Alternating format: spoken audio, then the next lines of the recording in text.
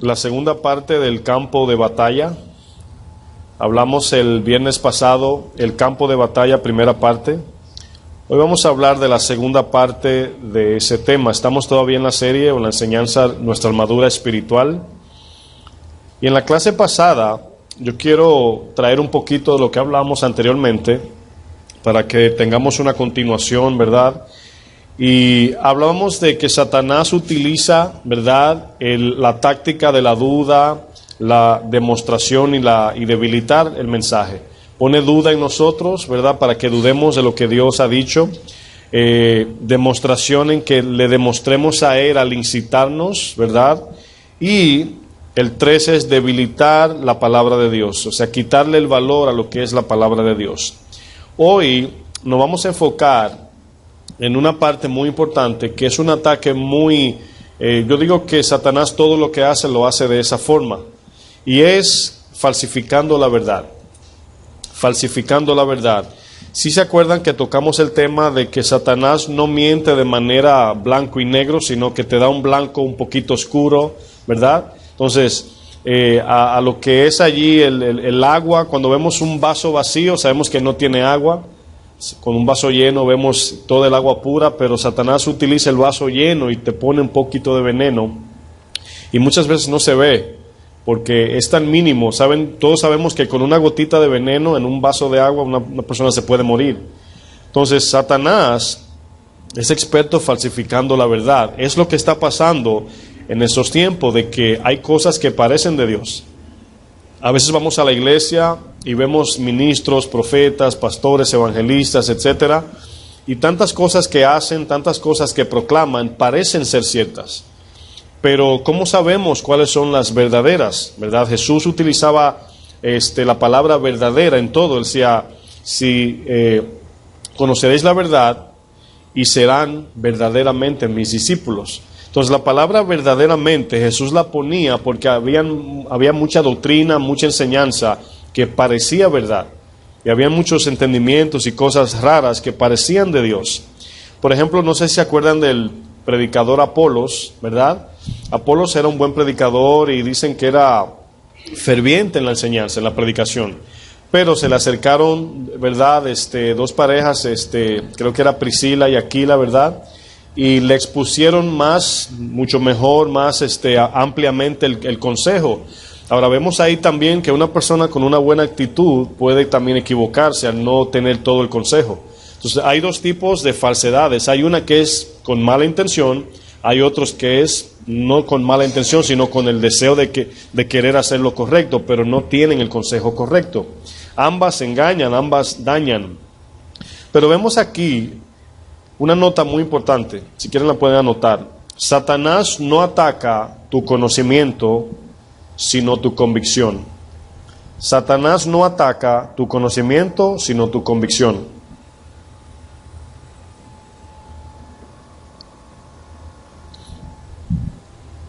Satanás no ataca tu conocimiento, sino tu convicción.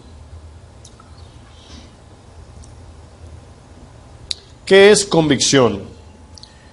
Convicción es estar convencidos de algo de manera firme. Es cuando usted cree algo que nadie lo mueve de allí. Usted está seguro de que está seguro, que eso es así. Eso es convicción. Es estar convencido de algo de manera firme. Si están tomando esa nota ahí también, eso es convicción. Ahora, el conocimiento lo puede tener hasta un no cristiano. ¿Cuántos están de acuerdo con eso? Conocimiento bíblico puede ser una persona que ni cristiana puede tener un conocimiento bíblico, ¿verdad? Pero convicción es ya el conocimiento experimentado en nosotros, y ya cuando oímos algo, ya podemos discernir un poquito mejor si es de Dios o no, porque ya sabemos la verdad. Pero la verdad no se queda en el simple conocimiento, debemos de tener convicción. Ya luego vamos a explicar cómo se forma la convicción. Otras palabras para utilizar convicción pueden ser, o sinónimos, pueden ser seguridad, ¿verdad? Debemos estar seguros de lo que creemos. Seguridad es una de ellas. O persuasión, debemos estar persuadidos que somos de Cristo. Seguridad, persuasión, también certeza, ¿verdad? Y estas palabras, convicción y certeza, son utilizadas para definir lo que es la fe, ¿verdad? aquí vemos que hay algo muy importante. Si no tenemos convicción firme, y antes de avanzar quiero decir esto, sabemos que hay personas que son nuevos, que están aprendiendo, y usted diría, ¿qué pasaría con esa gente que no tiene convicción todavía? Bueno, sabemos que a un niño todavía se carga, todavía el papá lo tiene en sus brazos, donde no lo deja caer, lo lleva de la mano, de sus brazos. Entonces, una persona nueva, sabemos que Dios lo guarda de manera especial, vamos a decir. Pero ya cuando vamos creciendo, ya somos responsables a tener nuestra convicción personal. Ya no somos niños, ¿verdad? Y ahora somos adultos espirituales. De la manera que respondamos al ataque de Satanás, va a depender de qué tan firme es nuestra convicción. O sea, ¿cómo respondemos al ataque de Satanás? Hay veces que Satanás ataca y no nos damos ni cuenta que fue un ataque. ¿Por qué? Porque se parece, lo vemos muy dulce, muy colorido y pensamos que no es el diablo, porque creemos que todo lo que es el diablo es sangre, muerte, cuernos, cola. No. Satanás utiliza... ¿Por qué usted, le voy a hacer una pregunta, por qué piensan que el Halloween, verdad, le pusieron dulces? Lógicamente para persuadir a los niños a que ellos influencien a los padres y lo disfracen. Si usted le quita los dulces, a ellos no les interesa disfrazarse. O sea, quizás por algún superhéroe o lo que sea, pero también eso, porque el Halloween hasta la idolatría lleva, porque los niños idolatran los héroes y se visten como ellos.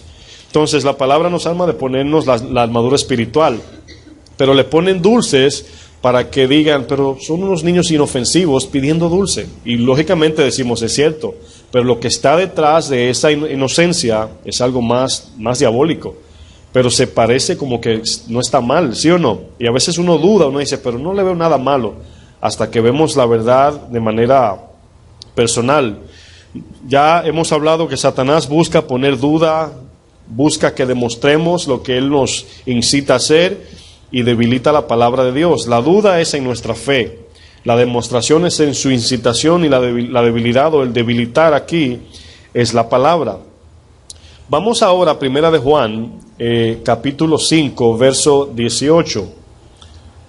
Y vamos a examinar la operación de Satanás con el mundo y con los hijos de Dios. El mundo siempre la Biblia lo utiliza para referirse a los que no son nacidos de Dios. 1 de Juan 5.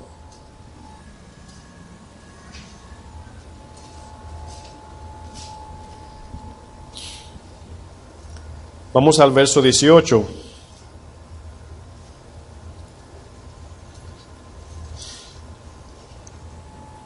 Aquí vemos una implicación sumamente importante y habla aquí de dos grupos. Habla del mundo y los que son nacidos de Dios. El 18 dice lo siguiente, ¿está ahí? Dice, sabemos, ¿verdad? Aquí vemos la primera palabra que utiliza Juan y es una palabra de convicción. Sabemos. Sabemos aquí es algo que está afirmando de que está seguro. Que todo aquel que es nacido de Dios, ¿qué dice? No practica el pecado. Pues aquel que fue engendrado por Dios le guarda, y el maligno que dice no le toca. Sabemos que somos de Dios, y el mundo entero está bajo el maligno.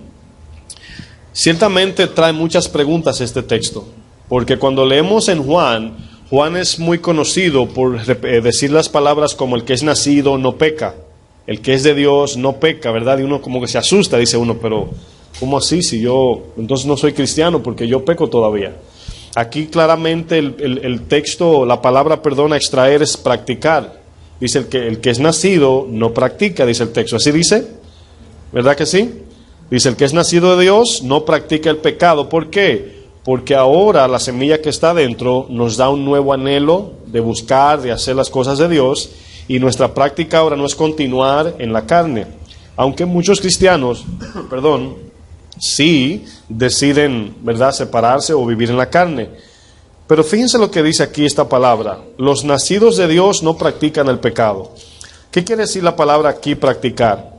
La palabra practicar es la realización o ejercicio de una profesión u otra actividad de manera habitual o continuada. Es cuando continuamos haciendo lo mismo una y otra vez. Al continuar en eso nos va llevando a perfeccionar aquello, ya sea el pecado o sea la justicia. Mientras más usted practica la palabra de Dios, lógicamente va a ser más edificado, más maduro, más entendido. Pero ¿qué diferencia hay entre la práctica del pecado y la práctica de la justicia? Antes, yo quiero saber, ya diciéndolo así a manera de que pensemos, ¿qué quiere decir o en qué consiste en este caso? ¿En qué consiste la práctica? ¿Verdad? ¿En qué consiste practicar? Porque si ya sabemos lo que es la práctica o el practicar, pero ¿en qué consiste? O sea, ¿cómo puedo practicar? Y lo primero es, para los que toman notas, ¿en qué consiste practicar? Es, número 1, el conocimiento.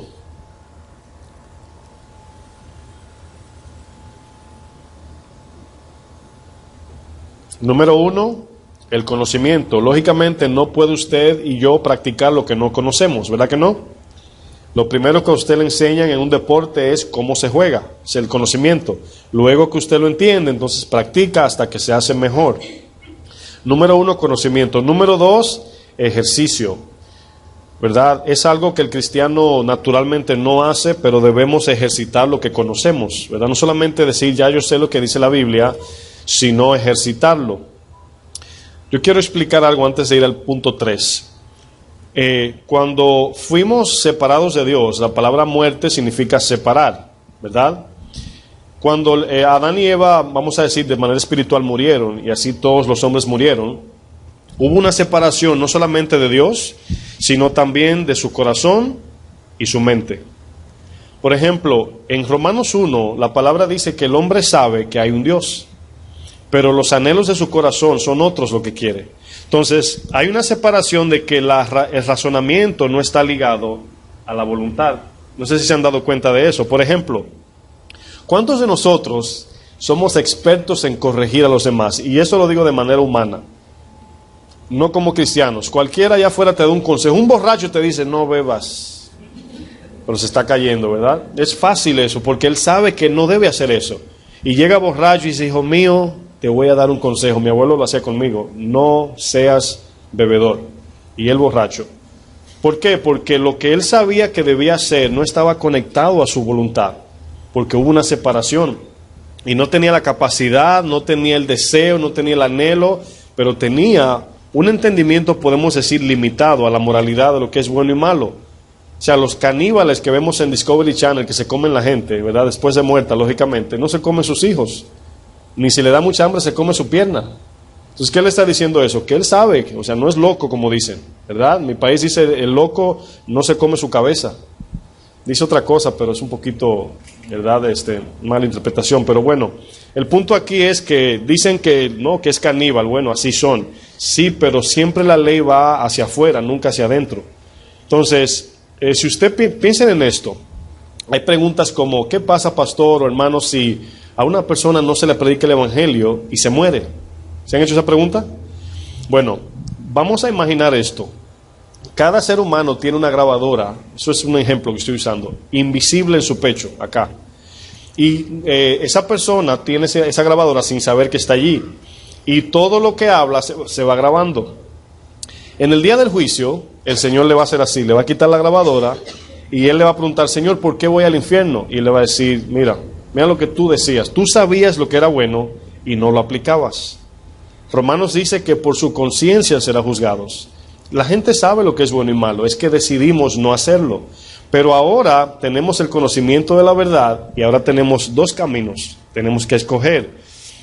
Entonces, ¿sí entendieron ahora la necesidad del conocimiento y del ejercicio? Punto 3, la perfección. Y la perfección, cuando la Biblia dice ser perfectos como mi Padre que está en los cielos es perfecto, está hablando de madurez, está hablando de crecimiento, de algo íntegro, algo que está completo, ¿verdad? Y si se recuerdan el texto de 2 de Timoteo que dice que la palabra es inspirada por Dios y es útil para corregir, enseñar, etcétera. Dice, para que el hombre de Dios sea enteramente preparado y perfeccionado para toda buena obra. Eso es lo que estamos haciendo acá. Pero vemos aquí conocimiento, ejercicio y perfección. Bueno, vamos a ver dónde en la Biblia nos ayuda a afirmar esto. Vamos a Esdras 7:10. El libro de Esdras está antes de Job, antes de los Salmos, por ahí. Esdras, sacerdote Esdras, era escriba y sacerdote. Él existía o vivía en los tiempos de Nehemías. Eso eran los tiempos de la cuando fueron esclavizados en Babilonia. ¿Sí se acuerdan de la historia de los muros que Nehemías, verdad, levantó y todo eso? Bueno, Esdras vivía en esos tiempos y era sacerdote, también escriba, era un intérprete de la palabra de Dios. Vamos a ver la actitud de Esdras. Aquí Esdras hace 4 cosas. Dice el 7:10, ¿están ahí? Dice, porque Esdras había preparado su corazón. ¿Qué es preparar el corazón? Preparar el corazón habla de nosotros tener una actitud activa para cuando Dios hable, responder en obediencia. Por ejemplo, hay personas que tienen diferentes motivaciones de venir a la iglesia. Bueno, yo recuerdo una señora que iba a la iglesia que yo visitaba antes, que una señora bien canosa, siempre sentaba en la parte de atrás y yo me le acercaba a cualquier necesidad y ella me decía, ay, me encanta la música de aquí. Y siempre me repetía, yo decía, bueno, qué bueno que le gusta la música de la alabanza. Pero hasta que el tiempo pasó y me di cuenta de que ella solamente iba a oír la música. Solamente, no iba a escuchar la palabra. A veces se iba a medio servicio, a medio culto. Y entendí, digo yo, esta mujer solamente viene a oír la música, no la alabanza, la música como suena. ¿Y cuántas personas vienen a la iglesia con la motivación incorrecta? Bueno, la motivación de venir a la iglesia, lógicamente, son muchas, pero todas deben estar centradas en Cristo. De buscarlo a Él, de conocerlo a Él, de parecernos a Él. Él tiene que ser el centro de todo. Entonces aquí vemos que Esdras dice que preparó su corazón. Pero ¿para qué lo preparó? El texto lo dice. Dice, para examinar, es la palabra inquirir. Examinar la palabra. Bueno, ¿cómo? Algo que quiero enseñar antes de avanzar también es, para los que el Señor llame a enseñar la palabra, es que la interpretación que le damos a la Biblia va a depender mucho de nuestro corazón también. ¿Sabían eso? O sea, dependiendo de tu actitud e intención, así vas a interpretar la Biblia. Si queremos agradar a Dios, tenemos un corazón humilde ante su presencia, ante Él, el Espíritu nos va a capacitar y la interpretación va a ser limpia. ¿Por qué? Porque queremos hacer su voluntad. Pero si queremos hacer nuestra voluntad, si queremos sacarle dinero a la iglesia, engañar a la gente, ser famoso, buscar aplausos, la vamos a torcer la Biblia. Entonces, aquí dice que Esdras preparó su corazón. ¿Para qué? Para hacer la voluntad de Dios, no su voluntad. Entonces dijo, déjame prepararme para yo estudiar la palabra, examinarla, y si no prepara su corazón a leer la Biblia, podemos utilizar la Biblia, podemos interpretarla de muchas formas. Incluso la gente del mundo dice, bueno, es que cada quien la interpreta como quiere. Tú eres cristiano, tú la interpretas como tú quieras y yo a mi manera. Pero no, la Biblia tiene una sola interpretación, y es la que Dios le da, ni siquiera el hombre. Entonces, el Espíritu nos da la interpretación. No sé si han leído un texto de 1 de Juan 2, 18, 24, por ahí, que dice que ya no necesitamos de maestros, sino que la unción misma que está en nosotros nos enseña la verdad. Y sí, no está hablando allí de que no necesitamos un maestro humano. Lo que está diciendo es que la afirmación de la verdad de Dios no proviene de un hombre, sino del Espíritu mismo que está en nosotros. Entonces, entendiendo todo esto, ahora podemos ver por qué Esdras preparó su corazón. Dice, para inquirir la ley, que es examinar, de Jehová. Y luego, ¿qué dice? Dice, para enseñarla o para vivirla primero. Primero vivirla, ¿verdad? Ahí se va formando la convicción. Cuando estudiamos algo, le voy a poner un ejemplo. Vamos a utilizar el gimnasio como ejemplo. Personas que quieren rebajar o quieren aumentar los varones, ¿verdad? De brazos y pecho y todo eso. Se compra una revista de cómo hacer ejercicios, ¿verdad? Los CDs, vienen con CD de todo. Y usted estudia y hoja para la izquierda y hoja para la izquierda. Y ahí está estudiando. Para la derecha, ¿verdad? O para la izquierda, ¿cómo es? Sí, para la izquierda. Y está estudiando y se aprende todos los movimientos, todo el ejercicio. Ya conoce el catálogo, el manual completo, ¿verdad? ¿Usted cree que bajó una onza? Si es bajar de peso que quiere, ¿cree que se puede bajar una onza leyendo? A lo mejor una onza ahí sudando, leyendo, pero no hace efecto, ¿verdad? ¿Usted cree que el que quiere aumentar de peso o ser musculoso, leer, le va a dar músculos? ¿Qué necesita hacer? El conocimiento, llevarlo a la práctica. Entonces, si alguien ve a ese hombre leyendo y le dice, mira, el ejercicio 25B es el que te va a dar muchos brazos, o es el que te va a hacer bajar la barriga, ¿verdad? Le dice, ¿cómo lo sabes? Dice, no, ahí lo dice. Dice, pero tú estás todavía gordito. Dice, no, lo que pasa es que no he iniciado, pero yo estoy seguro. Ahora, él está diciendo algo sin convicción. Ahora, cuando él lleve eso a la práctica y él se mire en el espejo y se vea plano y se vea los brazos, etcétera, va a decir, eso que leí es verdad, porque yo lo experimenté. Por eso es que Esdras dice, preparó el corazón para examinar y antes de enseñar, dice, para cumplir, y luego dice, y para enseñar a Israel sus estatutos y decretos. Aquí vemos un orden que acabamos de leer, conocimiento, ejercicio y perfección. Ahora, lógicamente el texto habla de instruir, pero yo estoy hablando aquí de prepararnos, como estamos hablando del ataque del enemigo, pero como maestros aprendemos, aplicamos y enseñamos. Ese es el orden, aprendemos, aplicamos y luego enseñamos. Es Dios para nosotros, en nosotros y a través de nosotros. Ese es el orden para alcanzar las almas. El evangelismo es Dios para nosotros, en nosotros y para el mundo. Es así que Dios opera. Creo que lo leí hace tiempo, pero como hay algunos nuevos, lo voy a repetir en Éxodo 4. ¿Se acuerdan cuando se le apareció Jehová a Moisés que lo quería matar? Sí, explicamos esa parte, que Moisés iba camino a Egipto a instruir a la gente y todo eso, y no había circuncidado a su propio hijo. Y se le aparece el Señor que lo quiere matar a Moisés. Imagínese el Señor. Veas, haz mi trabajo. Y se le aparece en el camino a la obediencia de Dios, que iba Moisés, se le atraviesa al Señor que lo quiere matar. Imagínese, el que lee eso dice, pero ¿por qué lo quiere matar? Lógicamente porque él no había sido el ejemplo de primero circuncidar a su hijo antes de él poder circuncidar a los demás. O sea, lo que exigimos debemos primero hacerlo. El juicio comienza ¿por dónde? Por la casa primero. Cuando Jesús utilizó ese término hablaba de Israel, ¿verdad? De que de allí saliera el juicio. Bueno, la práctica del pecado es el enfoque y la búsqueda de lo terrenal de manera continua. Aquel que está constantemente queriendo lo terrenal. Y la práctica del pecado es el enfoque y la búsqueda de lo espiritual de manera continua. Ambos son pecadores. Oigan bien. Pero un solo peca por su imperfección y por su falta, por su incapacidad, que todavía no ha muerto a esa área de su vida. Pero van notando que ya no practicamos el pecado. O sea, no es lo mismo un cerdo que un caballo blanco. El caballo pasa por el lodo sin querer ensuciarse, el cerdo se tira. ¿Ven la diferencia? Entonces, con todo respeto digo esto, un ejemplo, el del mundo es como, usando el ejemplo del cerdo, se tira en el lodo. Pero el que es nacido de Dios es como un caballo que no quiere ensuciarse, va a paso fino, aunque va a salpicar mientras pise en el lodo. Mientras estemos en esta tierra vamos a ser salpicados. ¿Se acuerdan de Jesús que le dijo a los discípulos, ustedes le voy a lavar los pies? Y Pedro le dijo, no Señor, tú no puedes lavarme los pies a mí, yo a ti. Él no entendía que era una connotación espiritual, solo Dios puede limpiarnos. Pero también era una enseñanza de servicio, también a la vez. Y le dice el Señor, si no te limpio, no tienes parte conmigo. Dice, pero lávame todo, Señor. O sea, se aceleró, pero el Señor le dijo, no, espérate, ya tú estás limpio por la palabra, solamente tienes que lavarte los pies, porque al caminar te ensucias. Mientras estemos en este mundo y en esta vida, vamos a seguir pecando, pero no de manera practicada. O sea, no lo vamos a ejercer como que, bueno, todo el mundo peca, no. O no debe ser así. Vamos a ver aquí ahora el entendimiento del hombre no nacido de nuevo y el entendimiento del nacido de Dios. Bueno, en Santiago 3 nos ayuda a entender de que el hombre no nacido de Dios piensa de manera animal, ¿verdad? Terrenal y diabólica.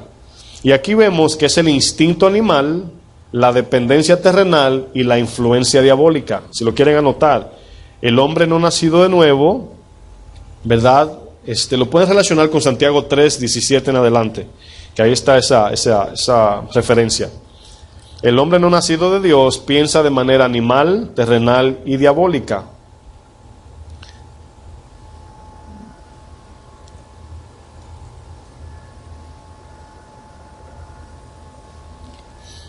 Lo animal es el instinto, lo terrenal es la dependencia y lo diabólico es la influencia. Lo animal es el instinto, lo terrenal es la dependencia y lo diabólico es la influencia. Ahora, si notamos aquí en esto que estamos anotando, escribiendo en este momento, si lo miramos bien y analizamos eso, el hombre no tiene la capacidad, el no cristiano, el no regenerado, el que no tiene el Espíritu Santo, no tiene la capacidad de agradar a Dios, de buscar a Dios o de hacer lo correcto. ¿Por qué? Porque su instinto es animal, su dependencia es en lo terrenal y su influencia viene del enemigo. Por eso dice el texto que leímos, el mundo entero está bajo el maligno. Por eso tiene sentido. Pero el hombre nacido de Dios tiene lo siguiente: sus pensamientos son animal, terrenal y diabólico, pero también espiritual. Esa es la opción que Dios ahora nos da el Señor. El nacido de Dios piensa de manera animal, terrenal y diabólica, pero también tiene, o sea, las inclinaciones son animal, terrenal, diabólica, pero ahora tiene una mente de Cristo también. Entonces ahora tenemos frente los dos caminos, las dos opciones, la palabra o el pecado, la justicia o el pecado, la verdad o la mentira. Pero queda ya decisión nuestra. Ya tenemos la capacidad, que es en el Espíritu, tenemos el entendimiento, que es en el Espíritu, y tenemos ahora el anhelo, que también es en el Espíritu. Por eso Cristo repetía, el que en mí permanece, el que en mí permanece, este será salvo, este llevará fruto, este es hijo de Dios, este es nacido de nuevo. Porque permanecer es confiar en Él, es confiar en su guianza. Entonces aquí vemos dos personas, un no nacido y un nacido. El no nacido solamente está limitado a lo animal, terrenal y diabólico, pero el nacido de Dios también tiene esa inclinación animal, terrenal y diabólica, porque todavía el enemigo sigue atacándonos. A veces caemos como caía Pedro, ¿verdad? A veces somos influenciados, pero también tenemos lo espiritual ahora. Entonces, si vemos aquí las dos opciones, ¿qué podemos hacer? Y esto es una pregunta a ustedes. ¿Qué podemos hacer para que ni la una ni la otra, o retomo, qué podemos hacer para debilitar una y fortalecer la otra? Ejercitar la palabra, exactamente. Ejercitando es como el músculo, ¿verdad? No solamente leyendo, sino el músculo se va a ejercitar a medida que vayamos de manera habitual haciendo ejercicios. No sé si, levanta la mano si algún varón aquí va al gimnasio o iba. Levanta la mano. Yo sé que hay algunos, le veo los brazos, algunos. No tengan temor, aunque no parezcan, pero yo también, yo iba. Yo no parezco, pero iba al gimnasio. Y yo recuerdo que si yo iba una semana, ¿verdad? Y le daba bien ahí, perseverante, me inflaba, vamos a decir, ¿verdad? Me veía bien infladito. Pero luego faltaba 2 o 3 días y ahí bajaba de nuevo. Y la vida espiritual de una forma u otra se parece, ¿verdad? Como que de repente estamos en fuego y todo bien por la consistencia de la palabra, la oración y la búsqueda de Dios, estamos en gozo. Pero luego viene un ataque para probar si esa fe es firme y luego como que nos desbalanceamos, ¿verdad? Es como cuando vamos a levantar un peso que decimos, sí, yo puedo, pero el que está al lado, que está bien fuerte, te dice, no vas a poder, sí, ya yo puedo, y te la pone y te quedas ahí. Bueno, en la vida espiritual a veces cuando confiamos en nosotros, eso sucede. Bueno, ¿dónde es que Satanás toma ventaja sobre nosotros? Es la pregunta. ¿Dónde es que él toma ventaja sobre los creyentes? 3 puntos. Escribe la pregunta. ¿Dónde es que Satanás toma ventaja sobre los creyentes?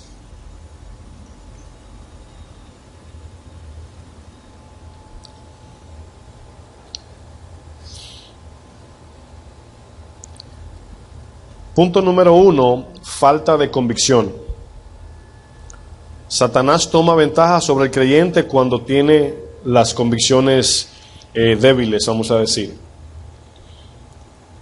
Punto 1, falta de convicción.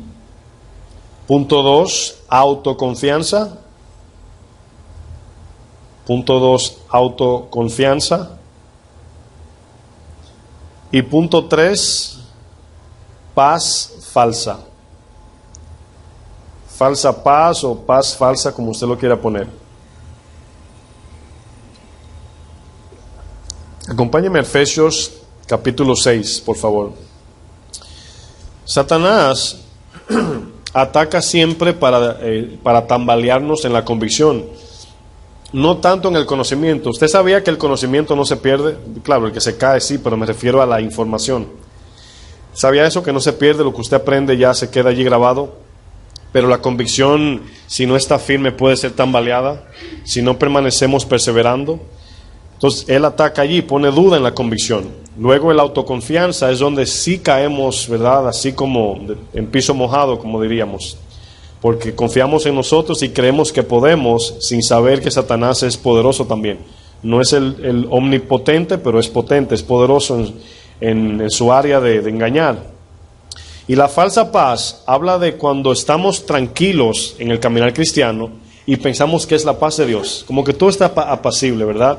Recuerdo hablarle con una persona hace poco tiempo y me dijo que estaba teniendo problemas en su familia, ¿verdad? Y me dice, estoy teniendo muchos conflictos y todo eso, y de repente me dice, ¿sabe, pastor? Me siento más tranquilo ahora. Y yo le digo, ¿por qué? Me dice, porque ya dejé de corregir a mi familia. Y creo que voy a seguir así por la paz. Y le digo yo, ¿estás seguro que esa paz es de Dios? O sea, ¿vas a dejar como responsable de corregir tu familia o de llevarla en santidad y etcétera? Porque te sientes tranquilo. Es una paz que es egoísta, ¿sí o no? O sea, como él se siente bien, todo el mundo que se hunda, y no. Honestamente no debe ser así. Notamos de que la paz de Dios siempre va a llevar al amor, siempre va a haber gozo y siempre va a haber plenitud en Cristo en nuestros corazones. Entonces, no es la tranquilidad a la que le llamamos paz, y Satanás quiere que estemos tranquilos. ¿Cuántas pastillas, cuántos programas en la televisión, cuántos lugares promocionan por la tranquilidad de la gente? Para que estén tranquilos. Las camas de hoy son digitales, usted la inclina, la baja, la dobla, si le duele aquí, todo lo que es comodidad hoy se vende. ¿Para qué? Para que usted esté tranquilo. ¿Sabe para qué? Cálmate hasta que venga Cristo y luego te suelto. Para que cuando nos encontremos frente a Cristo y digamos, ay Señor, y Él te pregunte, ¿qué hiciste con lo que te di? No, estaba tranquilo, estaba en paz. Y por eso Cristo lo dijo, yo no le doy la paz al mundo, le doy la paz que viene de Dios, la espiritual. Entonces, el entretenimiento, el buen vivir, todo eso no es malo en sí. Pero si le damos mucho, sí nos hace perder tiempo, nos inclina a lo terrenal y no practicamos la verdad. El verso 10 de Efesios 6... Aquí vamos a ver un consejo que el Señor nos da. Esto lo vamos a estudiar en la primera clase de... Ya llevamos 4, ¿verdad?, enseñanzas. Ahora las 4 que vienen van a ser acerca de la armadura espiritual.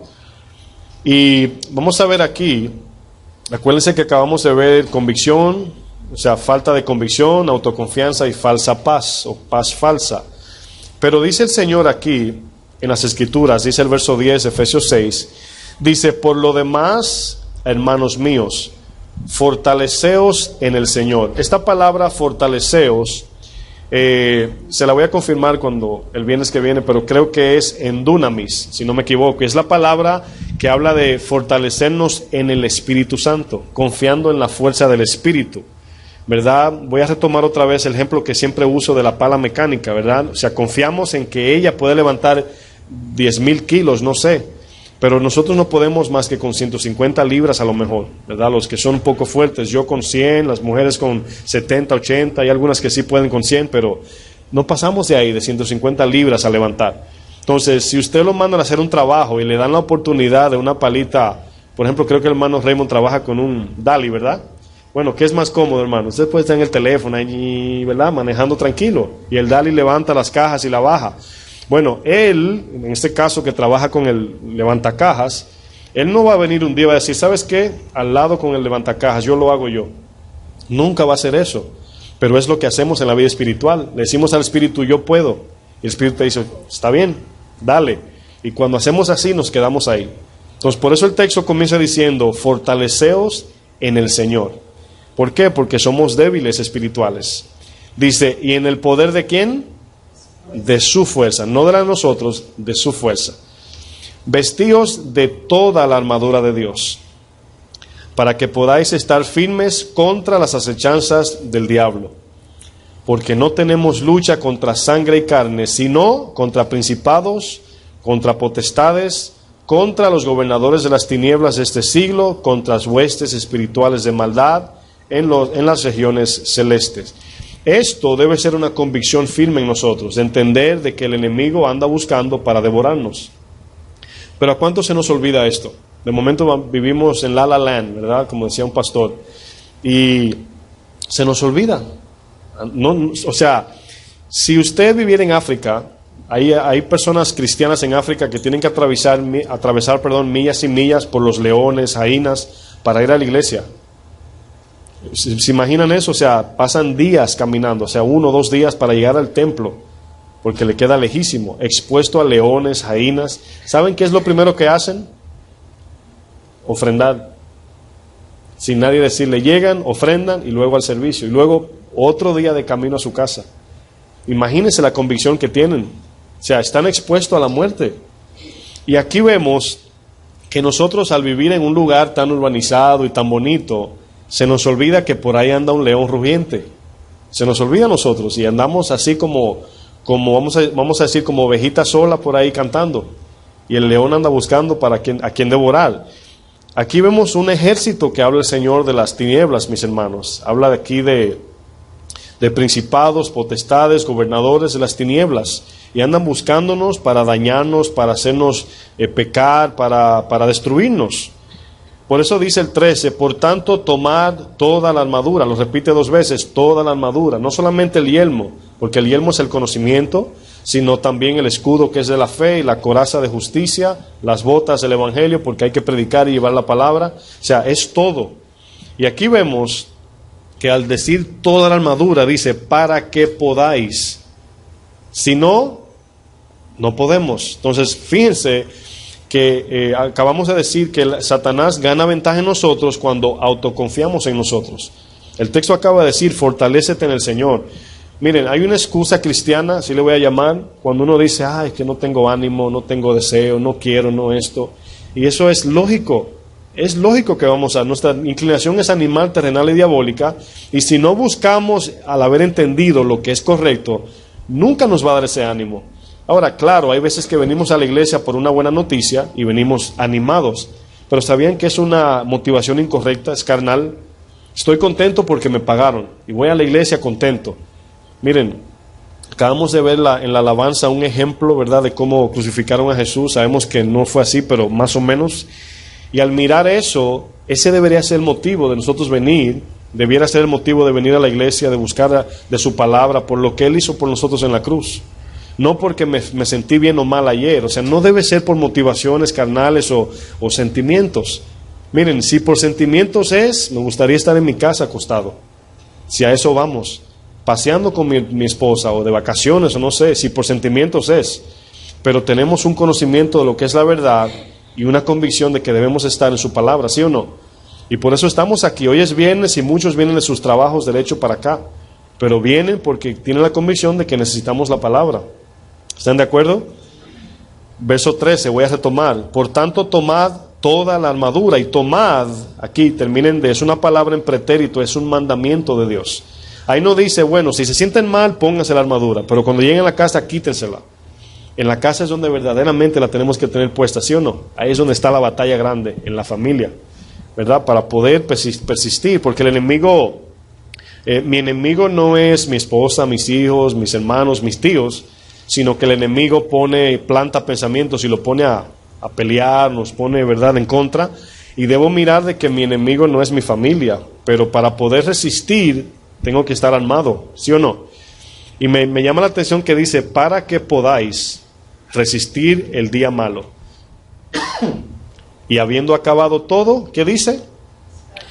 El día malo normalmente yo lo utilizaba de manera equivocada, como que todos los días son malos. Como Jesús decía, cada día trae su propio mal. Pero el día malo aquí se refiere al momento del ataque, al momento de la tentación o al momento de la confrontación también. Y por eso dice el día. El día no está hablando del lunes o el martes, sino hablando de un tiempo fijado para cuando sea Satanás que ataque, ¿verdad?, o sea cualquier situación que enfrentemos. Dice, para que al terminar el día estemos firmes. Y aquí vemos que debemos tener, acuérdense que hablábamos de falta de convicción, autoconfianza y falsa paz. Bueno, si lo invertimos, debemos tener la convicción de tener la armadura en todo tiempo, aunque sea día de fiesta, hermanos, en todo tiempo. Esa convicción de que no tenemos lucha con sangre y carne, sino contra los espíritus, si entendiéramos eso, es como decirle al romano, de donde se extrajo este ejemplo, decirle, bueno, estamos en guerra, pero bueno, quita todo, tira la espada por allá y vamos a buscar comida. No creo que harían eso. peleando con los enemigos. En ese tiempo los romanos se conocían como una guardería, una milicia muy organizada y muy potente. Y por eso Pablo utilizó ese ejemplo de la armadura del romano en ese tiempo. También los efesios y corintios en ese tiempo habían guerras, soldados que se podía utilizar en cualquier momento, pero aquí la armadura romana que utiliza, porque se menciona la palabra espada como machaira, que es una espada romana, vemos que Pablo da el ejemplo de que tenemos que estar armados, así como los romanos en tiempos de guerra. La pregunta es esta: ¿cuándo estamos en guerra como cristianos?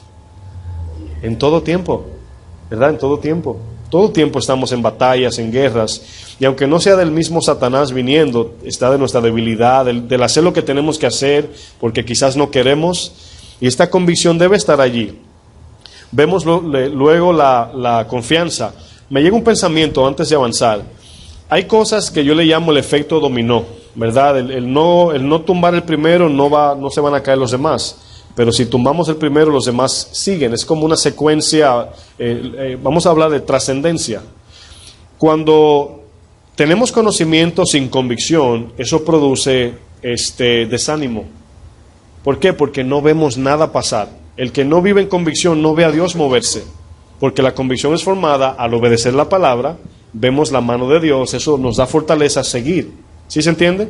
Pero si venimos a la iglesia y estudiamos y aprendemos y no hacemos nada, llegará el tiempo del desánimo porque no vemos nada. Te está quitando el tiempo de vivir en el mundo y le estás quitando el tiempo a Dios de obrar en ti. Por eso le dijo a la iglesia de Laodicea, le dijo: te vomitaré porque ni te decides ni conmigo ni con el mundo. Estás en la iglesia viviendo como gente del mundo. Entonces fíjense cómo una cosa conlleva a la otra. El conocimiento sin convicción lleva al desánimo, porque luego le llamamos a la vida cristiana aburrida. Bueno, es que ir a la iglesia, sentarse ahí a hablar una hora de canto, prefiero mejor irme al río. Entonces comenzamos a minimizar el poder, la gracia, la bondad de Dios, su misericordia y su salvación, y la bajamos y la ponemos al nivel de algo terrenal, porque entonces no estamos trabajando en las convicciones. El no obedecer daña el conocimiento, o sea, no crecemos en convicción. Luego viene la autoconfianza, y estamos invirtiendo. Tenemos que tener confianza en el Espíritu Santo. Acuérdense que el texto dice: fortaleceos en el poder de su fuerza, para que podáis, porque si no, no podemos. Y aquí donde aparece la paz, que al estar firmes, estamos en paz con Dios. Y al estar en paz con Dios, eso produce paz, y al producir paz, eso me hace pacificador, ¿sí o no? Entonces aquí vemos que la confianza es en el Señor. ¿Por qué es tan importante tener convicción y no solo conocimiento? Bueno, existe en la Biblia lo que es conocimiento y convicción.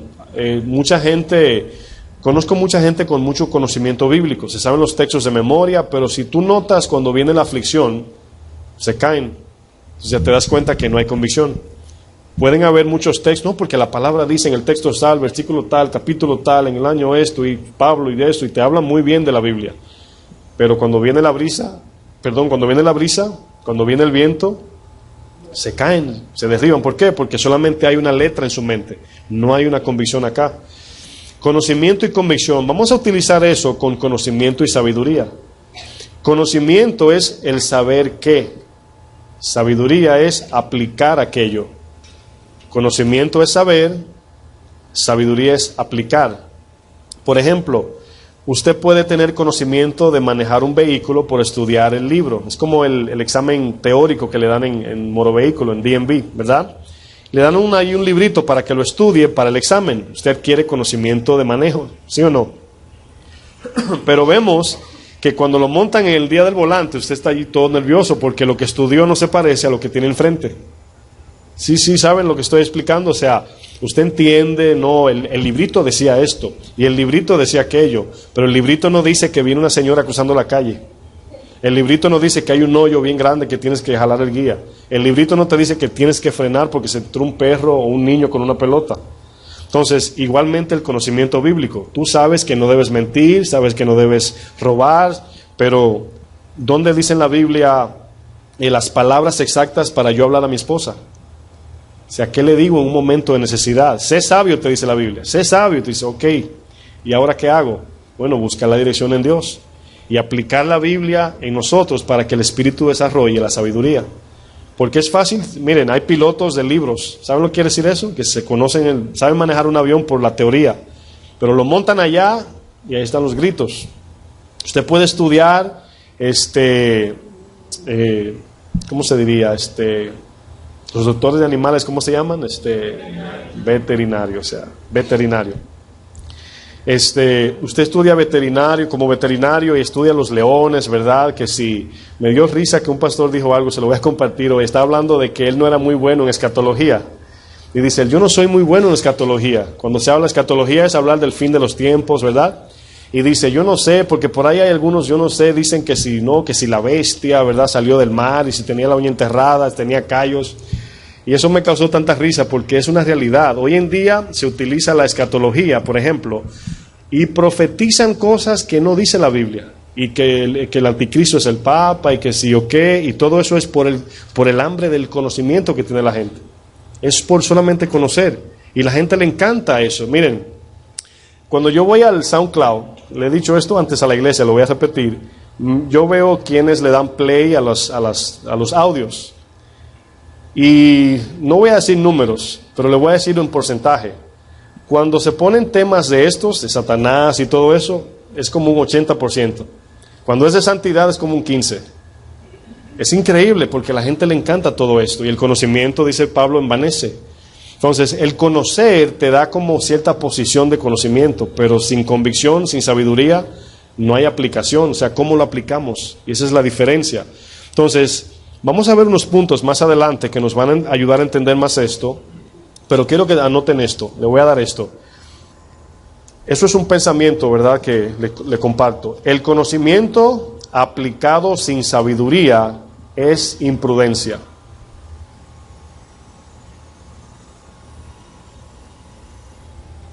El conocimiento aplicado sin sabiduría es imprudencia.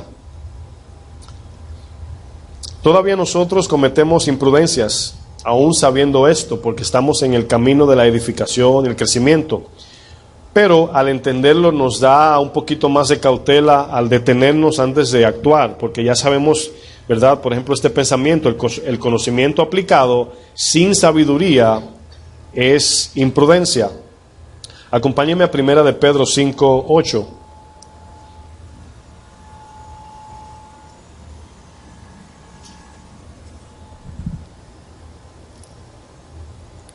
Primera de Pedro, capítulo 5, verso 8.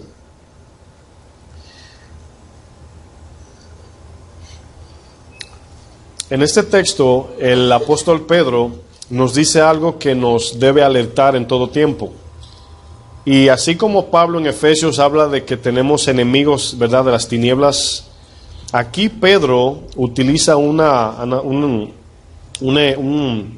texto muy importante. ¿Se acuerdan que Satanás zarandeó a Pedro?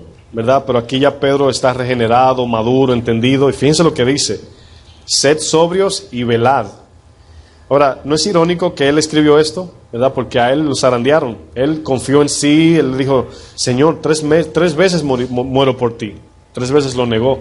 Dice, Señor, doy la cabeza por ti, pero no, sus convicciones no estaban firmes. Él tenía un simple conocimiento de todo lo que Jesús le prometió, que el cielo, que el reinado, y él estaba enfocado en eso. Entonces le dijo el Señor, Pedro, ¿de verdad vas a morir por mí?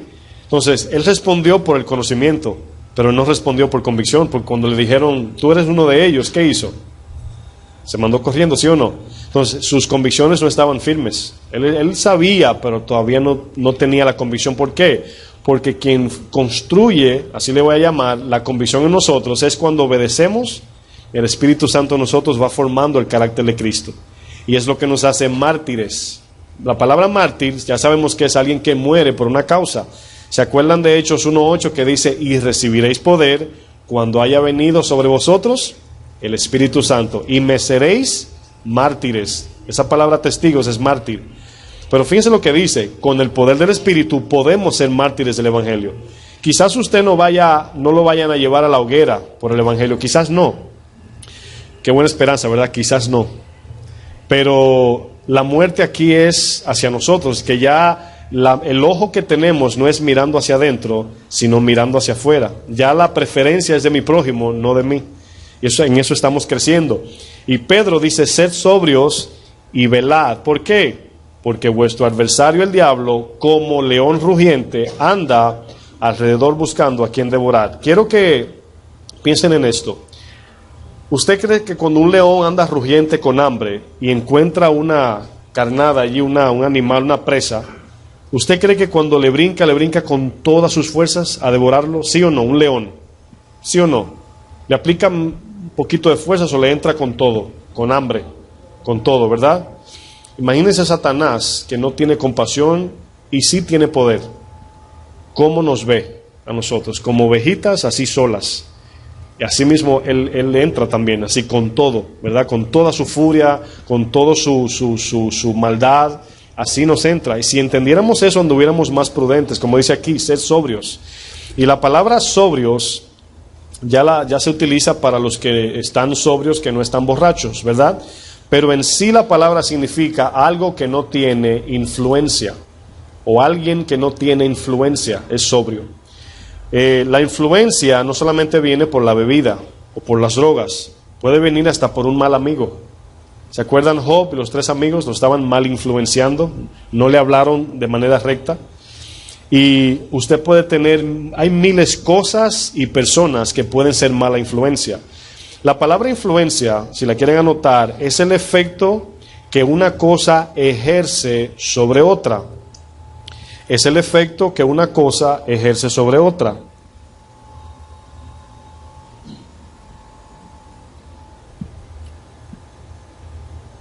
Es el efecto que una cosa ejerce sobre otra. Pero quiero enfatizar esto. Cuando usted es influenciado, ¿verdad?, por cualquier cosa o persona, lo único que la persona está haciendo o aquella cosa es despertando un anhelo interno. No fue que, por ejemplo, si alguien le dice, mira drogas, mira bebe, haz esto, y usted dice, no fue que me influenció, no fue culpa de él porque me hizo.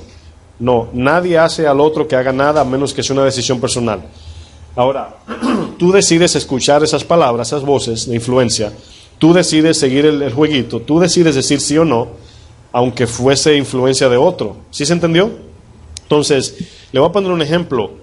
Hay los que adoran imágenes, estatuas, cosas así, ¿verdad?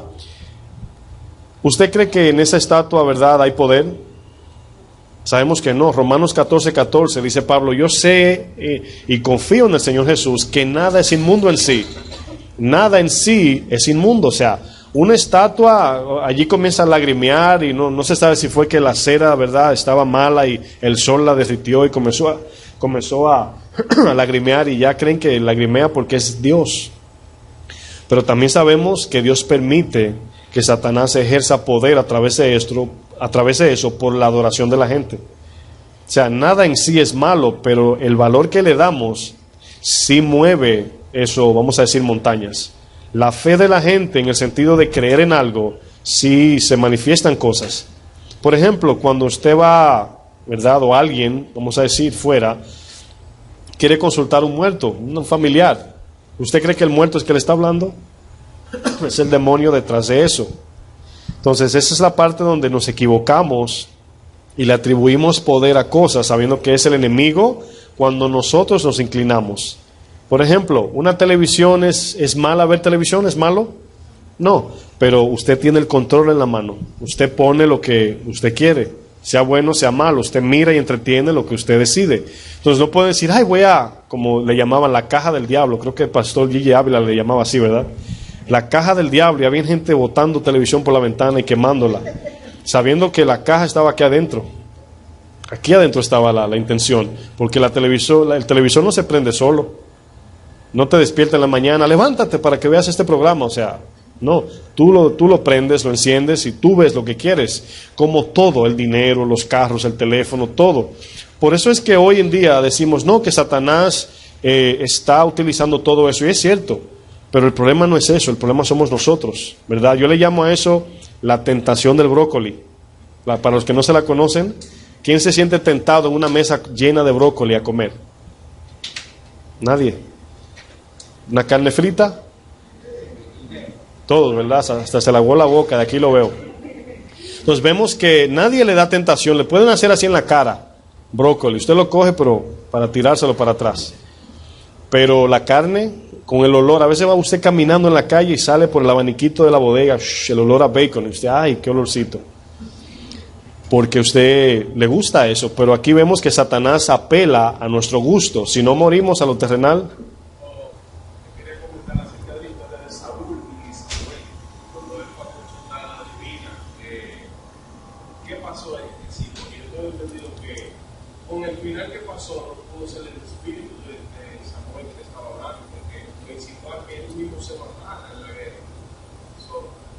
¿Qué pasó ahí? O sea, yo lo leo, yo creo que no fue el espíritu realmente. ¿El Espíritu Santo? No, el espíritu de Samuel. No, lógicamente no. Sí, no. Lo que pasa es que en el Antiguo Testamento hay contextos, ¿verdad?, que si no vemos la connotación completa lo malinterpretamos. Pero vemos que Saúl simplemente su mala actitud, lo que él buscaba, por ejemplo, él utilizó, para que vean la diferencia, que lo vamos a ver más o menos parecido a ese punto. Saúl desobedeció al Señor cuando no mató a los amalecitas o a todos, trajo los animales y dice él que lo trajo para hacer sacrificios. Y vamos a ver aquí, no me voy a adelantar, pero vamos a ver unos puntos acá. Hay 3 cosas que Satanás usa para engañar a los creyentes. Saúl fue influenciado por eso. Engaña, punto 1, si lo quieren anotar, 3 puntos que Satanás utiliza para engañar. Punto 1, engaña al disfrazar la voluntad de Dios.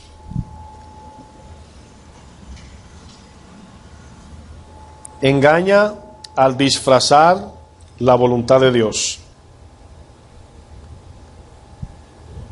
Punto 2, engaña por la fe intelectual.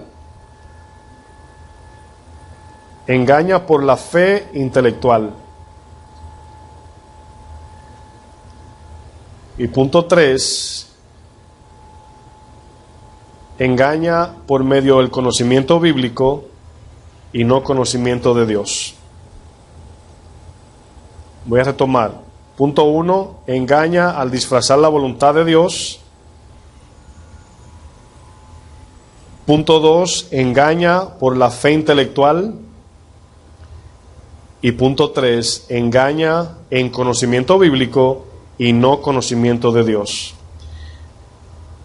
¿Cómo Satanás disfraza la voluntad de Dios? ¿De qué forma lo hace? ¿Cómo es que hoy en día hay personas que piensan que están en la voluntad de Dios y que están haciendo las cosas para la voluntad de Dios? Pero ¿cómo sabemos cuál es la voluntad de Dios? La pregunta que voy a hacer aquí es ¿cómo Satanás la disfraza? Y es enfocándonos en lo siguiente: el tamaño y el orden corporal del ministerio. El tamaño y el orden corporal del ministerio. En otras palabras, hay iglesias que son bien ordenadas, ¿verdad? Y hay un orden, todos uniformados, todo te tratan bien desde la entrada a la salida, pero al llegar el tiempo de la predicación, del alimento a la mesa, es falsa doctrina. Y la gente dice, wow, qué iglesia más organizada, se ven que tienen temor de Dios, y confundimos eso con lo que tiene sentido. Entonces, el Señor no nos llamó a uniformidad, Él nos llamó a unidad en el Espíritu. ¿Cuál es la diferencia? De que podemos trabajar juntos de manera organizada y estar siendo enemigos. ¿Es posible eso? Usted puede trabajar con una persona que no le cae bien en la iglesia. No, que no me llevo bien por esto, porque dice, porque hace, porque no hace. Eso se llama uniformidad. Usted está en orden, lo que le dicen que haga usted lo hace, pero no está en unidad con el Espíritu, que es una sola mente. ¿Se puede, sí o no? Entonces, ¿dónde está el engaño? Que nos fijamos en la uniformidad y no en la unidad. Porque la evidencia de que el Espíritu está operando es en la unidad. Amén. Punto 2. Manifestaciones de los dones espirituales. Confundimos esto con la voluntad de Dios. ¿Se acuerdan de Mateo 7? Señor, en tu nombre hicimos esto, hicimos aquello, hicimos. Y solamente hablaban de los dones. Y el Señor le dijo, apartaos de mí. No los conozco. O sea, no estaban haciendo lo que yo mandé hacer. Satanás nos engaña, disfraza la voluntad y nos inclina a mirar eso. Y punto 3, la cantidad de gente que frecuenta la iglesia. ¿Cuánta gente utiliza el término, wow, la iglesia está siendo bendecida? ¿Cuánta gente? Pues le voy a decir algo, el Yankee Stadium es muy bendecido. Porque ¿cuánta gente? 40,000 personas, ¿sí o no? Entonces no podemos ver la voluntad de Dios por la cantidad de gente. Voy a utilizar 3 iglesias de las 7 iglesias que el Señor la confrontó para usar el ejemplo de lo que acabamos de hablar, ¿cómo sabemos que estamos en la voluntad de Dios? Lógicamente no es viendo el orden del ministerio, ¿verdad? No es viendo las manifestaciones espirituales, tampoco viendo la cantidad de gente. Si vemos la iglesia de Éfeso, es una iglesia muy correcta doctrinalmente, muy organizada, pero se había alejado de la relación con Dios. Fíjense bien, alejada de la comunión con Dios, dice que cayó de su primer amor. La iglesia de Esmirna, una iglesia pobre, dice el Señor, tú eres pobre, pero yo te digo que eres rica. Aparentemente una iglesia, diría yo, pequeña, no tenía mucho apantallaje o qué sé yo, y el Señor le dice que tú eres rica, en mis ojos tú eres rica. ¿Cuántos quieren oír eso de Dios? No tanto que si la iglesia, que si es grande, pequeña, mucha gente o poca, sino que en aquel día nos diga, tú eres rico. Y la iglesia de Laodicea era una mega iglesia. Y dice el Señor, te vomitaré de mi boca. Me llama la atención que la iglesia de Laodicea no encontró nada bueno. Y era una mega iglesia. No tenemos nada en contra de mega iglesia o con mucha gente, porque, como siempre digo, allá en Guadalajara hay mucha gente, en la iglesia de allá, pero es el ojo puesto en la cantidad. Yo no voy a esa iglesia porque va poca gente, o me gusta ir porque hay mucha gente. O sea, eso no es espiritual. ¿Sí se dan cuenta? Bueno, vamos a ver el ataque número 2, que es la fe intelectual. ¿Qué es fe intelectual? Consiste en enfocarnos en el crecimiento del conocimiento de la palabra de Dios y no en el fruto. Creemos que somos, le voy a leer los puntos, a lo mejor me estoy adelantando. Punto 1, estudiar con mucha entrega sin aplicación bíblica, ¿verdad? A veces nos enfocamos más en el estudio y no en la aplicación. ¿Cuál es la diferencia? Bueno, usted puede durar 10, 9, 15 horas, estudia y recibir tanta información, y estudiando por estudiar mucho, yo puedo desatender a mi esposa. Entonces no estoy aplicando la Biblia, ¿sí o no? O puedo estudiar tanto de manera que no tengo tiempo para nadie. No estoy aplicando la palabra, estoy estudiando para conocimiento. Entonces debe ser un conocimiento con el fin de aplicar, no solamente oidores, sino hacedores. Pues Satanás utiliza esto para enfocarnos. ¡Wow! ¡Qué hombre de Dios! Se conoce la Biblia como nada. Miren, a veces da dolor utilizar estos ejemplos. Nunca utilizo nombres, pero lo voy a usar. Cuando en esta iglesia nos mudamos hacia acá, este lugar estaba destrozado. Si algunos vinieron, se acuerdan, Edwin creo que sabe, estaba aquí. Estaba feísimo. Esto aquí lo transformamos. Esto parecía aquí una posilga, porque desde el 2009 hasta hace 2 años estaba cerrado. Y había una persona que conocíamos que era cristiana. Y esa persona, mis hermanos, se sabe la Biblia por capítulos. Olvídese de versículos, por capítulos. Y cuando te está hablando, te dice capítulos completos y te habla en lenguas. Cuando viene acá a trabajar, nosotros quedamos en el acuerdo que queríamos todo por la ley. Somos una iglesia de Cristo, queremos hacer lo correcto. Por favor, queremos ver los seguros que tienes, los papeles y todo. ¿Sabe lo que me dijo? No se apure, pastor, yo pongo papeles ahí, nadie tiene que ver lo que yo hago aquí adentro. O sea, tapo eso para que los inspectores no me vean. Y yo le hago esto en tanto. El trabajo nos salió más del doble, porque tuvimos que buscar a una persona legal que no era cristiana. Imagínense, este hombre se sabe la Biblia por capítulos. Y lo primero que me dice al trabajar acá es algo ilegal. ¿Dónde lo ponemos? Entonces es exactamente lo que Satanás hace. Y usted tiene que ver la actitud, o sea, lo hace sentir como que es de Dios. Y Dios me habla y me guía y no se congrega. Él dice que Dios así trata con él. Así dice, no se congrega. Pero lamentablemente, Satanás utiliza esto. Y ve que crecemos en conocimiento y en textos bíblicos. Y yo siempre digo que la Biblia no es para dar los textos, sino para iluminar a la gente por medio de la palabra, cuando hace el efecto en mí. O sea, imagínese usted flaquito, vamos al ejemplo del gimnasio, usted todo flaquito diciendo, hermanos, hay que ir al gimnasio, y hay que ir al gimnasio, y hay que ir al gimnasio. Y usted lo mira y dice, pero ¿por qué no vas al gimnasio? Pero una gente que anda en la calle con bien, ¿verdad?, un buen cuerpo, bien ejercitado, usted no necesita hablar. ¿Por qué? Porque se nota. O sea, se ve la luz de los carros, no tienen bocas. No te dice, cuidado, aquí viene la luz, ¿verdad que no?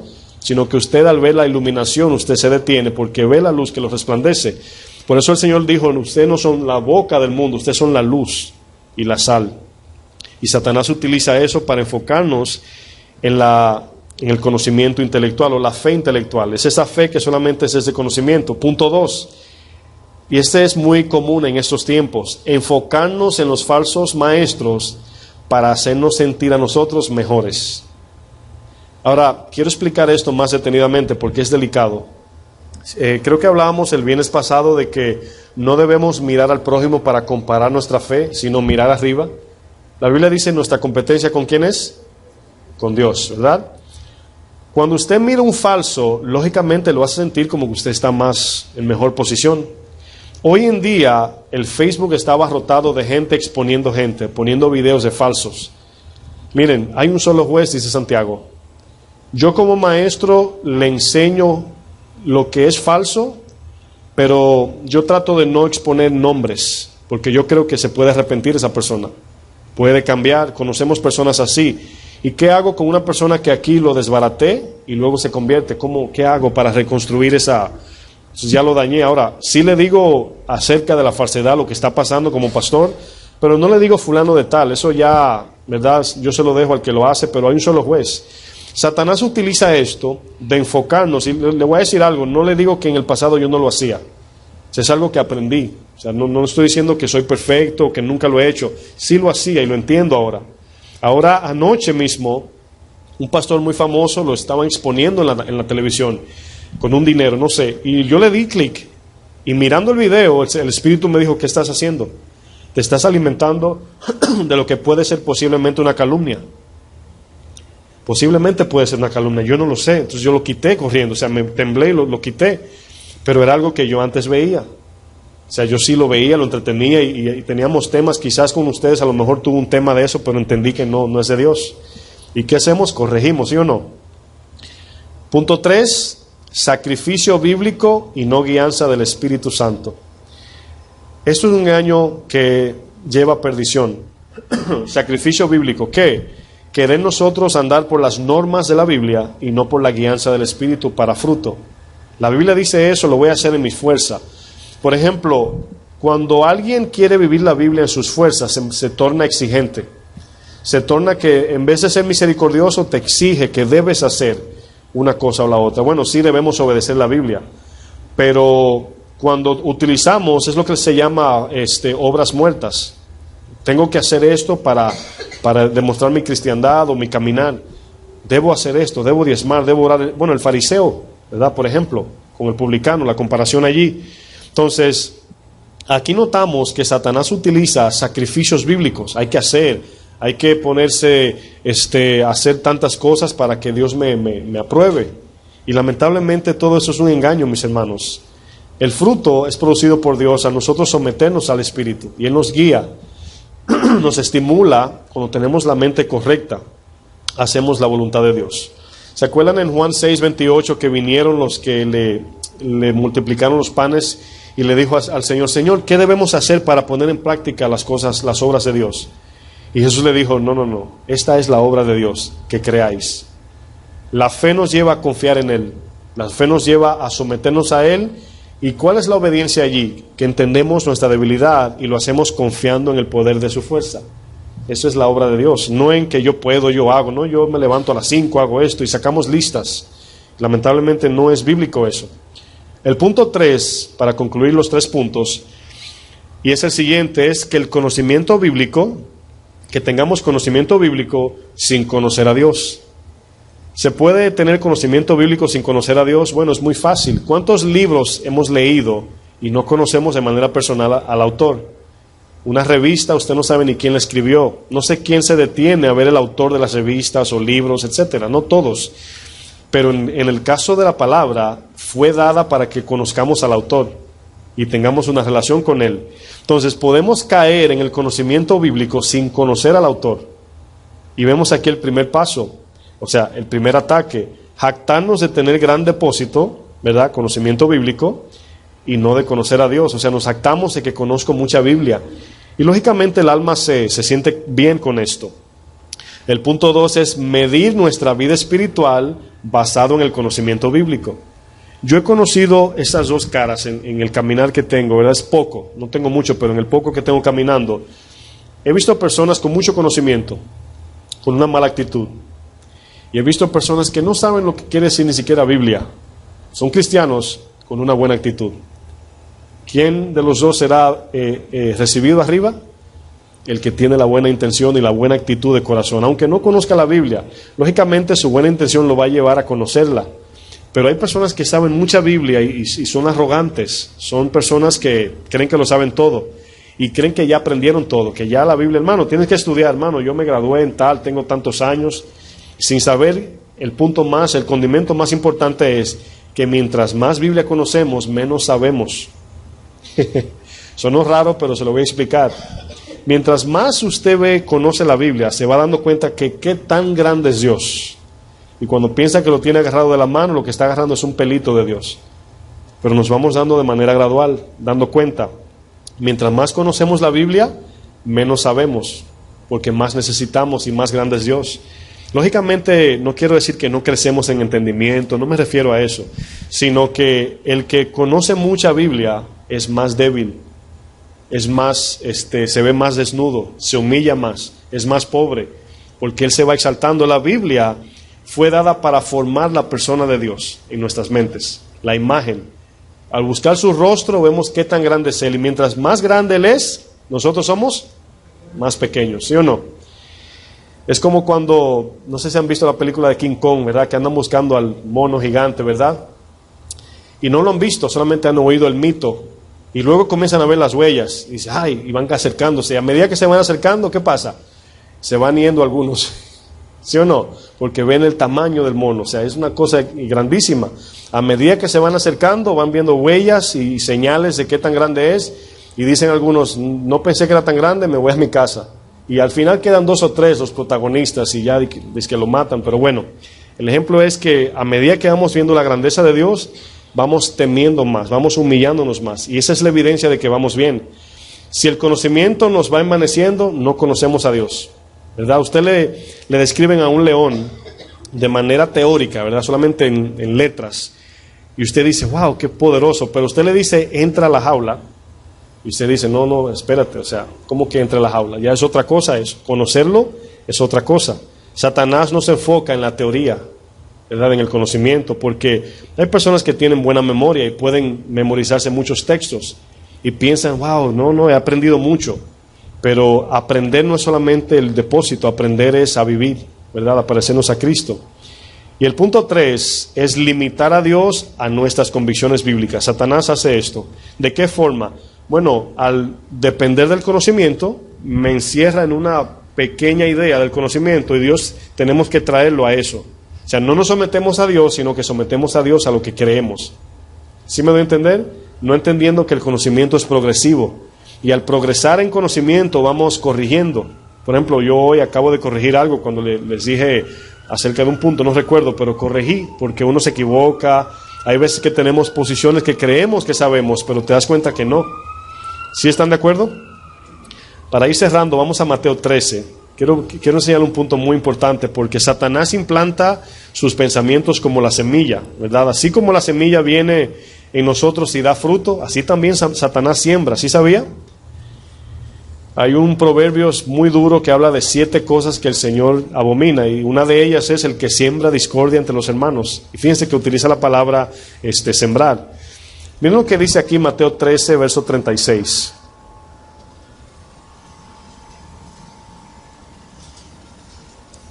Mateo 13:36 está hablando aquí de la cizaña. Ya el Señor dio la parábola, pero aquí dice el texto que los discípulos querían entender qué es esto de la cizaña. Dice, entonces, despedida la gente, entró Jesús en la casa, acercándose a él sus discípulos, le dijeron, explícanos la parábola de la cizaña del campo. Respondiendo Jesús les dijo, el que siembra la buena semilla, ¿quién es? El Hijo del Hombre, aquí Jesús. El campo es el mundo, y la buena semilla, ¿quiénes son? Los hijos del reino, y las cizañas son los hijos del malo. El enemigo que la sembró, ¿quién es?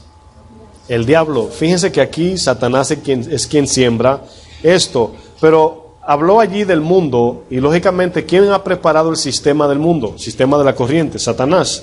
¿Quién es el que promociona las cosas que nos estimulan a caer? Satanás. Entonces, no solamente son palabras o pensamientos, sino también lo que es la imagen. ¿Qué hace una imagen? Una imagen nos lleva a una imaginación. Cuando usted pasa por un dealer de carro y usted ve un carro de $300,000, lo único que nos queda es la imaginación. ¿Sí o no? Pero usted ve una foto, esa foto es una imagen, ¿verdad? Si usted tiene buen crédito, tiene el dinero, puede comprarlo, pero en el caso mío, la imaginación nada más.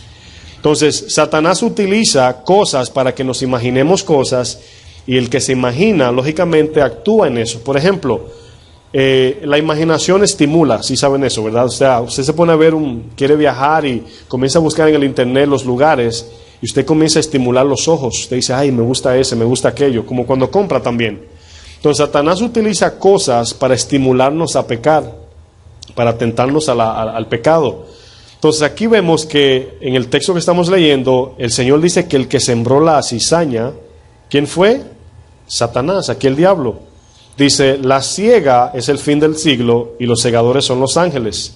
De manera que como se arranca la cizaña y se quema en el fuego, así será en el fin de este siglo.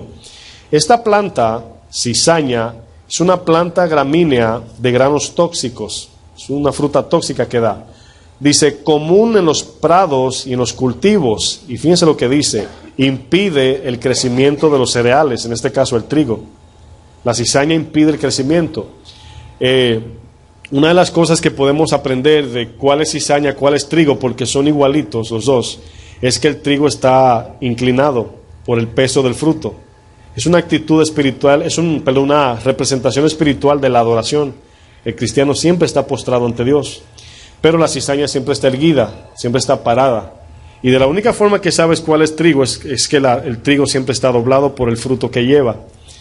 Aquí vemos, hermanos, que la cizaña se parece al trigo. Acuérdense que el tema que estamos aquí buscando es falsificando la verdad.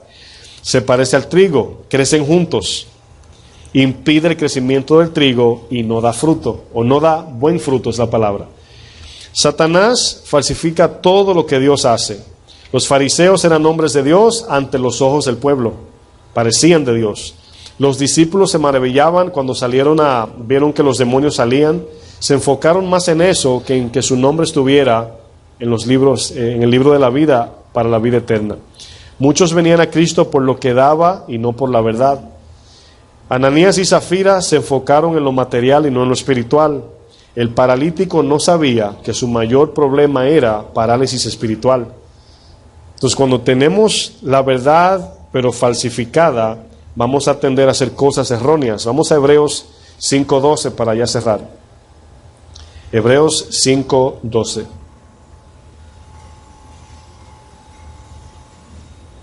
¿Cómo podemos ahora contrarrestar los engaños de Satanás? ¿Cómo podemos ahora ver si la verdad no es falsificada? Hebreos 5, verso 2. 5:12, me equivoqué. Hebreos 5, capítulo 5, verso 12. Aquí, el libro de Hebreos, sabemos que es una carta dada a los hebreos, a los israelitas, ¿verdad? Y habla mucho de los ritos, de la ley, habla mucho porque tiene que ver con ellos, ¿verdad? No quiere decir que no hay aplicación hacia nosotros aquí. Aquí hay una enseñanza porque incluso incluye a los gentiles, pero la carta es dirigida a los israelitas. Entonces, ellos saben que desde los 8 años los están instruyendo en la palabra, desde pequeños. ¿Cómo es posible que no conocían la palabra, aún siendo ya adultos de 40 años? Porque no tenían la convicción del corazón, sino solamente el conocimiento de la ley. Y miren lo que dice el verso 12. Aquí hablando el autor de Hebreos, que es desconocido, dice, porque debiendo ser, ¿qué dice? Ya maestros, después de tanto tiempo, tenéis necesidad de que se os vuelva a enseñar cuáles son los primeros rudimentos de las palabras de Dios. Y habéis llegado a ser tales que tenéis necesidad ¿de qué? De leche. Imagínese un bebé delante de un león rugiente. ¿Qué hace el bebé? Le pasa la manito por la cara al león, porque no sabe lo que tiene al frente, ¿sí o no? No se da cuenta del peligro que está al frente. Le van a entender por qué dije eso. El 13, antes del 13 dice, y no de alimento sólido, ¿verdad? Dice necesidad de leche y no de alimento sólido. 13, y todo aquel que participa de la leche, ¿qué dice aquí que es? Es inexperto. Entonces, una persona que es inexperta, lógicamente, no está hablando aquí del nuevo o del que está aprendiendo. Está hablando del que ya debe ser maestro, ya tiene un buen tiempo en la iglesia y no sabe lo que es comida sólida. Una persona así es inexperta, y si es inexperta, Satanás va a jugar ping-pong con ella, ¿sí o no? Dice, el que todavía bebe leche o participa de la leche es inexperto en la palabra de justicia. ¿Por qué? Porque es niño, dice aquí. Está hablando de lo espiritual. Pero el alimento sólido, ahora va a hablar aquí del discernimiento, ¿verdad? Es para los que han alcanzado, ¿qué? Pero aquí viene una pregunta. ¿Quiénes son los que han alcanzado madurez? Queremos ser nosotros en este caso, ¿verdad? ¿Quiénes son? Para los que por el uso, ¿verdad?, tienen los sentidos ejercitados en el discernimiento del bien y del mal. ¿Se acuerdan que habíamos hablado que Adán y Eva tenían el conocimiento del bien, pecaron y cayeron en el conocimiento del mal, pero su conocimiento del bien era de donde habían caído nada más, no sabían lo que era justicia? Ahora el cristiano tiene el conocimiento del mal y del bien, aquí lo dice el texto. Ahora, aquí dice una palabra, para los que por el uso. ¿Qué es la palabra uso o usar? El verbo usar es algo que se usa, que se ejercita. No solamente es el conocimiento, no solamente es el conocimiento, sino el uso de aquel conocimiento. La palabra uso en el griego son dos palabras, es hábito o práctica. Vamos a pensar diariamente qué hacemos de manera habitual. Comemos, nos bañamos, ¿verdad? Y yo le voy a hacer una pregunta. ¿Usted cree que ya usted es un experto tomando la cuchara y llevándosela a la boca? ¿Usted cree que ya aprendió? Se ríen, ¿verdad? Porque es algo tan lógico. O sea, desde pequeño aprendí a los 5 años. Pero fíjense que usted no se mira la boca ni la mano para tomar la cuchara. Ya usted es un experto en eso. Al tomar el teléfono sabe que está aquí porque lo hacemos de manera habitual. No sé si han visto los videojuegos, ¿verdad? Cuando usted le entrega un control remoto de un videojuego a una persona, sea adulto o niño, nota que está mirando el control y mirando la pantalla, ¿verdad? Y hasta lo mueve el control pensando que va a hacer algo el muñeco allá. Pero es porque es inexperto. Una vez usted se desarrolla, es como manejar. Usted antes hacía clac, clac, lo ponía en el D y avanzaba. Ya usted lo pone reversa, para adelante, ya no mira la palanca de los cambios. ¿Por qué? Porque es experto ya. Pero aquí notamos que todo esto es desarrollado por el uso, el hábito. Cada día, la palabra, vamos a ser expertos y maduros al habitualmente ir aprendiendo. ¿Verdad que sí? Bueno, recordamos la práctica. La palabra practicar es conocimiento, ejercicio y perfección. Primero el conocimiento, luego ejercitamos para adquirir o llegar a la perfección. Todo esto lo vamos entendiendo, mis hermanos. Es como la palabra clave allí, 3 letras, uso. Es así como vamos a ver en las clases que vienen con la armadura. ¿Qué tiene que ver todo esto ahora con la armadura en nosotros? ¿Verdad? Y ya vamos a ir tocándose esos puntos más despacio para entender. Amén. Cierre sus ojos, vamos a cerrar ahí. Padre, te damos gloria y gracias por este tiempo que nos permites tener, Señor, en tu presencia. Padre, te damos gracias porque ahora entendemos un poco más y podemos corregir, Señor. Yo te pido, Padre, que podamos ser diligentes, podamos aplicar, Señor, aquello que no aplicamos, que podamos crecer, Señor, en esto, en no solamente ser oidores, sino hacedores de tu palabra, para que seamos bienaventurados en ella. Yo te presento tu iglesia, Padre, que está recibiendo este conocimiento, Señor, de que no nos quedemos allí, Señor, solamente en el mero conocimiento, sino que lo pongamos por obra para que la convicción se fortalezca y tengamos la firmeza de que debemos andar confiados en ti, debemos andar en convicción de tu palabra y confiados en la paz que eres tú, mi Cristo. Te pedimos que podamos seguir entendiendo, Señor, seguir creciendo y que por el uso, mi Dios, podamos desarrollar el discernimiento del bien y del mal, para que cuando el enemigo ataque podamos poder discernir lo que es correcto o no. Te damos honra, Señor, te damos gloria, exaltamos tu maravilloso nombre, el nombre de Jesús. Amén. Dios le bendiga, mis hermanos.